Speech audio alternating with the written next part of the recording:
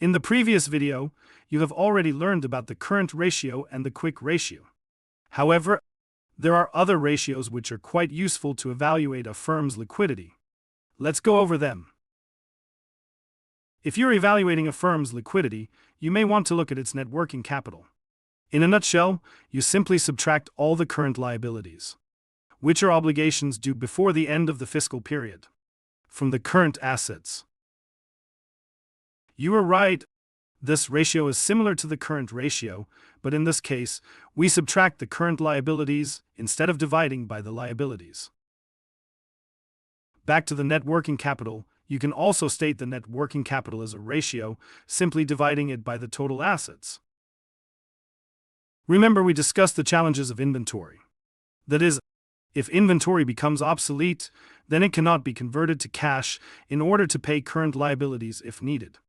For that reason, we may be interested in the current liabilities to inventory ratio. Don't worry, I will only share two more liquidity ratios. The first one is the cash ratio. This ratio is the most stringent of all liquidity ratios. In essence, we don't consider inventory or receivables as viable sources to pay our current liabilities. We only consider cash. Hence, we measure how many dollars the firm has in the form of cash for every dollar it will have to pay before the end of the fiscal year. The final liquidity ratio we will cover as the operating ratio, which is calculated dividing the operating expenses by the operating income. What is this ratio capturing? It is measuring how much of our operating income is used to pay operating expenses. For instance, if this ratio is equal to 1 for any firm, it means that all of the business income is used to pay for bills. In this case, nothing is left as profits for shareholders.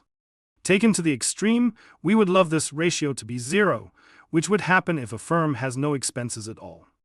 But as you know, this is not possible. As a firm manager, we can simply try to reduce this ratio as much as possible. Finally, you may be wondering, where can I find the values to calculate these ratios? You can find financial data in multiple sources. In this opportunity, I will point you to Yahoo Finance. Let's get the financials for Walmart. To do so, you can go to your search engine and type the words Yahoo Finance, WMT, financial statements. Keep in mind WMT is Walmart's ticker. Next, in the results of your search, you will see a link showing up for the income statement of Walmart. Once you open this link, you can easily find all values corresponding to Walmart's income statement. For instance, you can find the operating expenses and operating income needed to calculate the operating ratio. If you need information from the balance sheet instead, you can repeat the same steps, but this time, search for the balance sheet. It has been a pleasure walking you through the liquidity ratios of a firm. Please reach out to your course professor if you have any doubts or questions. I wish you the best of luck.